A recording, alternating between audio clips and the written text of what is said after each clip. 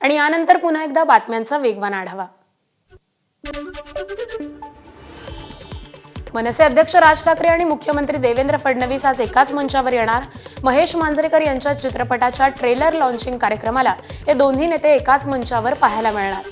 आज संध्याकाळी लोअर परळमधील पुन्हा शिवाजीराजे भोसले या चित्रपटाचा ट्रेलर लॉन्च कार्यक्रम आयोजित करण्यात आलाय।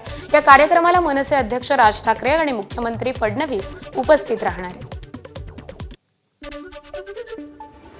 विरोधी पक्षात कोण कोणाशी मनोमिलन करत आहे याची चिंता करू नका, त्याची सगळी गणित समीकरणं आपल्याकडे आहेत। नाव न घेता ठाकरे बंधूंच्या युतीवर उपमुख्यमंत्री एकनाथ शिंदेंनी टीका केली आहे। आपण महायुती म्हणून लोकसभा विधानसभा निवडणुकीत जिंकली, महायुती म्हणून स्थानिक स्वराज्य संस्था देखील जिंकणार आहोत, शिंदे यांनी असा विश्वास व्यक्त केला। आपल्याला एवढंच सांगतो, विरोधी पक्षात कोण कोणाशी युती करतोय, कोणाचं कोणाशी मनोमिलन होतं याची चिंता तुम्ही करू नका, त्याची सगळी गणितं आणि समीकरणं आपल्याकडे आहे। आपण महायुती म्हणून लोकसभा जिंकलेली आहे, महायुती म्हणून विधानसभा जिंकलेली आहे आणि महायुती म्हणून स्थानिक स्वराज्य संस्थाही जिंकणार। उपमुख्यमंत्री एकनाथ शिंदे काल छत्रपती संभाजीनगरच्या दौऱ्यावरती होते। संत एकनाथ रंग मंदिरमध्ये कार्यकर्त्यांचा मेळावा पार पडला। या मेळाव्याला उपमुख्यमंत्री एकनाथ शिंदेंनी मार्गदर्शन केलंय। आगामी स्थानिक स्वराज्य संस्था निवडणुकीच्या पार्श्वभूमीवरती एकनाथ शिंदेंनी कार्यकर्त्यांशी संवाद साधला। संभाजीनगरमधल्या वैजापूरमध्ये थेट शिंदे समोरच नगराध्यक्ष पद शिवसेनेला घ्यावं अशी मागणी करण्यात आलेली आहे। स्थानिक स्वराज्य संस्थांमध्ये एक फॉर्म्युला राबवून ज्याचा आमदार त्याच पक्षाचं नगराध्यक्ष पद ठेवा अशी मागणीही वैजापूरचे आमदार रमेश बोरनाणे यांनी केली। ज्यांना आमच्या विरोधामध्ये विधानसभेमध्ये निवडणूक लढवली तो आता भाजपमध्ये गेला आणि नगराध्यक्ष झाला तर आम्ही कुठं जीव ठेवायचा असा प्रश्न त्यांनी केलाय। काहीही करा, मात्र वैजापूर नगरपालिकेमध्ये नगराध्यक्ष पद मागच्या निवडणुकीत 23 जागांपैकी 13 जागा जिंकून आणलेल्या शिवसेनेकडे द्या अशी मागणी त्यांनी आग्रही केली आहे। मतदारसंघामध्ये आम्ही सर्व जागा त्या ठिकाणी निवडून आणू। फक्त एक काम करा, एक फॉर्म्युला राबवा, ज्याचा आमदार त्याचं नगराध्यक्ष पद त्या ठिकाणी मिळालं पाहिजे। साहेब, शेवटी आम्हाला कुठेतरी मन आहे, ज्यांनी आमच्या विरोधात त्या ठिकाणी विधानसभा लढवली तोच त्या ठिकाणी भाजपमध्ये गेला आणि तोच जर परत नगराध्यक्षाचं स्वप्न पाहत असेल तर रमेश बोरारेने जीव कुठे ठेवायचा आहे?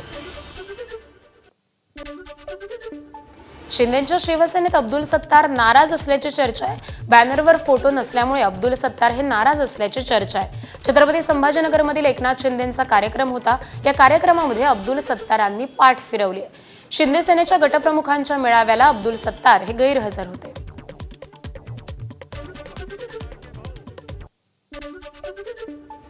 पैठणचे आमदार विलास भुमरे भाषणादरम्यान मोठं वक्तव्य केलंय। विधानसभेला 20,000 मतदार बाहेरून आणल्याचं विलास भुमरेंनी सांगितलंय। मात्र शिंदे यांनी इशारा करताच त्यांनी सारवासारव करत मतदार बाहेरून आणलं म्हणजे स्थलांतरित केल्याचं सांगितलेलं आहे। यानंतर एकच हशा पिकला। विधानसभेच्या निवडणुकीमध्ये जवळपास 20,000 मतदान हे निवडणुकीच्या टायमावर मी बाहेरून साहेब 20,000 मतदान आणलं आणि त्या निवडणुकीत मला त्या मतदानाचा 100% फायदा आला। माझ्या मतदारसंघातलं 20,000 मतदान हे बाहेर स्थलांतरित झाले होते, त्या लोकांना मी मतदानाच्या दिवशी घेऊन आलो साहेब। दरम्यान विलास भुमरेंच्या प्रश्नावरती एकनाथ शिंदेंनी पत्रकारांनाच सल्ला दिलाय। विलास भुमरे यांनी आत्महत्या केलेल्या शेतकऱ्यांच्या कुटुंबियांना 1 लाखांची मदत केली, ती बातमी लावा असा सल्ला देखील शिंदेंनी दिला। भुमरेंनी आता 1 लाखाची मदत त्या शेतकऱ्या आत्महत्याग्रस्त घरात पाठवली, ती बातमी लावा ना तुम्ही। हे काय करताय? त्यांनी 20,000 कुठली मतं, त्याचा खुलासा देखील केला की त्याच्या मतदारसंघाच्या बाहेर त्याची नावं गेलेली, त्यात 3 मतदार आणले, त्यांनी खुलासाही केला त्याचा। चांगल्या बातमी तर तुम्ही दाखवत नाही। पालिका निवडणुकीत ठाकरे ब्रँड काय ते जनता दाखवेल असं वक्तव्य उद्धव ठाकरेंनी केलंय. बेस्ट कामगार सेनेच्या मेळाव्यामध्ये उद्धव ठाकरेंनी हे वक्तव्य केलंय. ठाकरे ब्रँड सुरू होईल तेव्हा विरोधकांना पळताभुई थोडी होईल असंही उद्धव ठाकरेंनी म्हटलंय.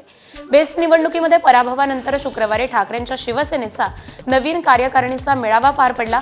या मेळाव्यामध्ये उद्धव ठाकरेंनी बेस्ट पदाधिकाऱ्यांशी संवाद साधत त्यांना मार्गदर्शन देखील केलं. यावेळी पराभव झाला म्हणून खचून जायचं नाही.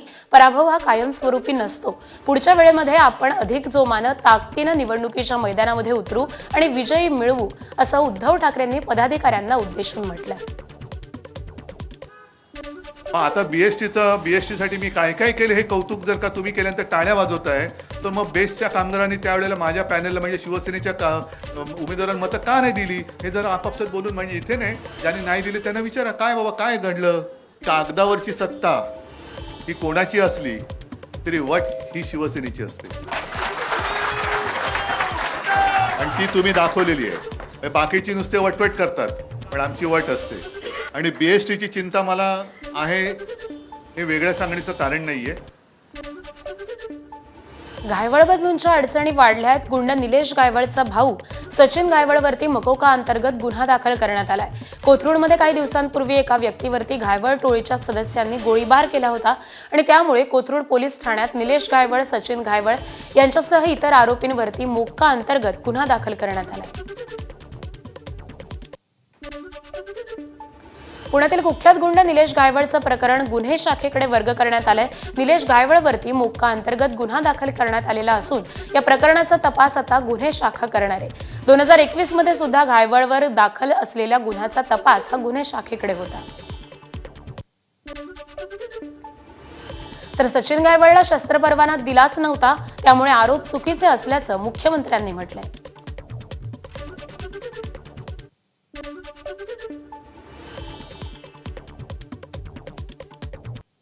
दरम्यान निलेश गायवळ आणि सचिन गायवळवरती पुण्याच्या कोथरूड पोलीस ठाण्यामध्ये खंडणीचा गुन्हा दाखल करण्यात आलाय. गायवळ बंधू अनेक गुन्ह्यांमध्ये सोबत होते. सचिन गायवळ सुद्धा या टोळीचा सदस्य आहे. त्याच्यावरती अनेक गुन्हे दाखल आहेत, म्हणूनच त्याचा शस्त्र परवाना नाकारला होता अशी माहिती आता पोलिसांनी दिली आहे.